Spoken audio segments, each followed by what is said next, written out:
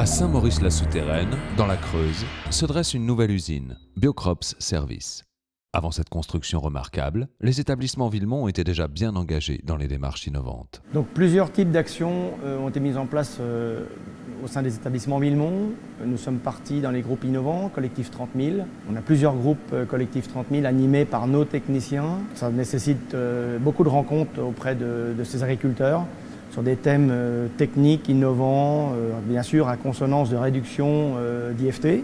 Nous sommes engagés sur 2 aires d'alimentation de captage. On est signataire des projets en vue de réduire les nitrates et sur un certain bassin aussi les IFT de produits phytosanitaires. Le dernier événement, c'est donc les groupes HVE, le groupe HVE du Cher, sur lesquels deux personnes peuvent aujourd'hui auditer nos agriculteurs pour les emmener dans la démarche HVE.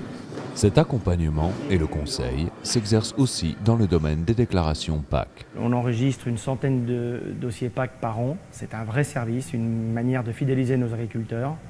Ça fonctionne. Dans les dossiers PAC, sans arrêt, nous sommes obligés de remettre à jour les enregistrements des agriculteurs pour des raisons évidentes, resemis, problèmes de récolte. L'administration est moins disponible. Et on trouve un grand nombre d'agriculteurs qui ont besoin de ces services de proximité pour répondre à l'exigence qui est faite par l'administration. Après les certifications, l'accompagnement réglementaire, la préconisation agronomique, l'implication dans le bio devenait une obligation. Alors la démarche bio chez Villemont a démarré voilà bientôt 3 années. Nous avons été sollicités par des agriculteurs clients conventionnels. Les plus motivés voulaient absolument aller vers une autre agriculture. Il y a vraiment un vrai développement et il fallait vraiment qu'on soit dans ce développement auprès de nos agriculteurs clients. Et pour ça, on a mis les investissements. Alors des investissements en commun puisqu'on a décidé sur ce lieu où on se trouve actuellement chez BCS, Biocrops Service. C'est un lieu dédié qu'au bio, silo dédié 100% au bio. Nous avons investi avec la famille Dumas, Agricentre Dumas. Nous avons porté le projet en commun, nous avons recruté du personnel pour ce silo, nous avons des techniciens dédiés qu'à l'agriculture biologique. On a vraiment mis les moyens pour répondre à cette nouvelle demande qui se développe au quotidien.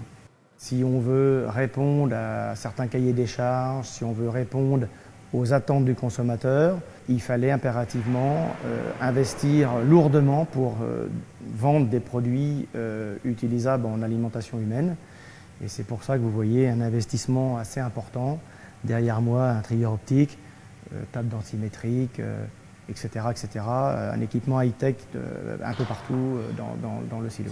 C'est un vrai changement, il faut de la formation, c'est une remise en cause. C'est plus du tout les habitudes de ce qu'on peut connaître en conventionnel et on doit s'adapter. C'est une autre manière d'aborder effectivement les relations avec l'agriculteur. Nous, dans l'investissement qu'on a fait, on voudrait vraiment réussir à faire de l'agriculture bio 100% français, Made in France, comme on l'entend souvent, pour répondre à ces exigences parce qu'aujourd'hui, le marché français ne répond pas à 100% des attentes. On est obligé d'importer sur beaucoup de segments de marché. Les investissements, la prise d'initiative par les acteurs privés sont là. Il reste à l'administration européenne et française à encourager et favoriser ces démarches. Le privé seul ne pourra pas faire face aux enjeux climatiques de demain. Le suivi des parcelles, le suivi des agriculteurs, tel qu'on le fait aujourd'hui, permet une sécurité alimentaire hors pair en France. On a quand même les moyens aujourd'hui de les assister avec beaucoup d'outils d'aide à la décision. Les agriculteurs seront capables d'essayer, d'ajuster, maîtriser des doses. Est-ce que j'aurais dû, pas dû, avec des réponses au champ au moment de la récolte, sans pour autant avoir que l'avis du technicien ou l'avis que des officiels. L'agriculteur doit être autonome, il doit décider. Nous, on est là pour l'accompagner dans sa réflexion, mais c'est lui qui est décideur. Et franchement, on a maintenant des outils qui le permettent et c'est un régal de les utiliser.